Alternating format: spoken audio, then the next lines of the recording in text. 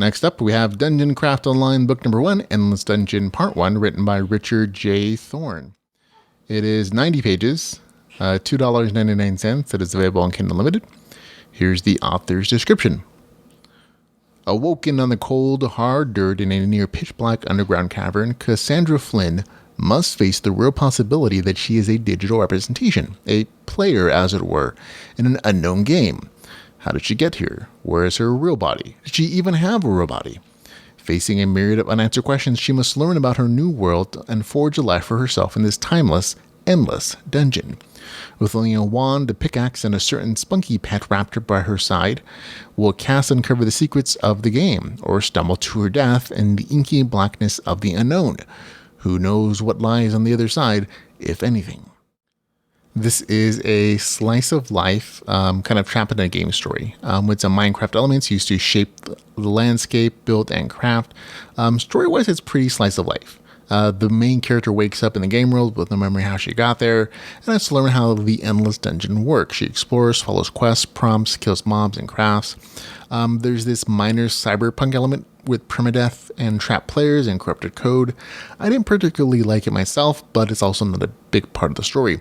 Also, there is a very sudden ending to the story, which is why it's probably titled Part 1. And I know just some readers aren't going to enjoy that aspect of it, but it is what it is. The RPG mechanics are pretty good, pretty familiar to most gamers. They are automated in this instance, with the main character gaining new spells and abilities and crafting recipes as she levels. Personally, I would have loved to see more choice in that regard, like her having the ability to choose those abilities and spells as she levels. That's not the case here. I did, however, like the way that health and mana progression was handled in the story, with like actual die rolls. In this case, a d6.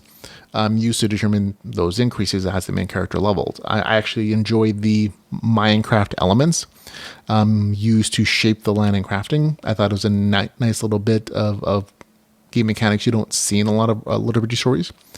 Although I do think it was actually underutilized when thinking of the story as a whole. It's more used in the beginning and also as like this chosen one aspect.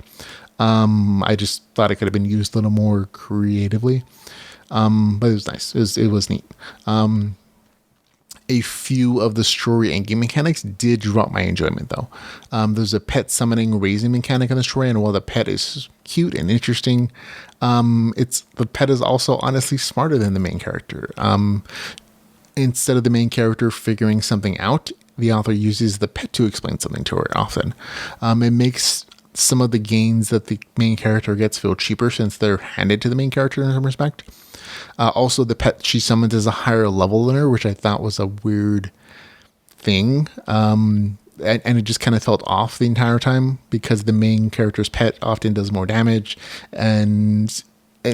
The fact that it is a higher level character, and then the main character felt weird without some other mechanic explaining why that was the case, whether it was like some weird meta magic feat or some sacrifice or a teaming feature that explained it.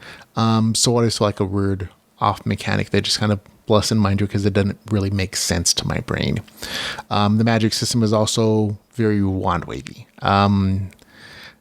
The main character actually just simply imagines or wishes kind of her new spells, and they show up in her spellbook. There are a couple places where the main character channels powers from the earth instead of using her mana, effectively ignoring the game mechanics that are established. And while these are just kind of minor things, they exist because of that permadeath aspect, and which honestly the story doesn't need. But it is in the story, and so the author has to save his character sometimes. So there's some very thick plot armor used in the story just because the author decided to use permadeath in the story, and so automatically the main character is not going to end up dying at any point. Overall, there are some new elements of the story that I actually enjoyed. It's a decent read if you don't mind the thick plot armor for the main character. I minded though, so just kind of wasn't enjoyable for me. It's not a bad story. It's not even like boring. It just wasn't good for me. So for me, it's a score of 6 out of 10. That's Dungeon Craft Online Book Number 1, Endless Dungeon Part 1, with a score of 6 out of 10.